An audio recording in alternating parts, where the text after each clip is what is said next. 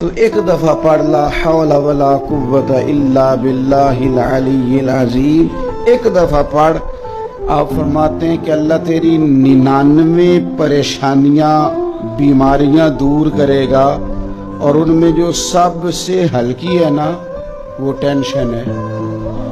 تیری 99 پریشانیاں بیماریاں تکلیفیں دور کرے گا، اور ان میں سے جو سب سے ہلکی بیماری دور ہوگی نا وہ ٹینشن کی بیماری ہے، باقی سے بڑی بڑی دور ہوں گی۔ تو 99 بیماریوں کا علاج ایک دفعہ آپ نے کہنا لا حول ولا قوت الا باللہ العلی العظیم 99۔ گولی کھانے کو جو بندہ تیار ہوتا ہے اور انجیکشن لینے کو جو تیار ہوتا ہے تو وہ لاہور شریف پڑھنے کو تیار کیوں نہیں ہوتا؟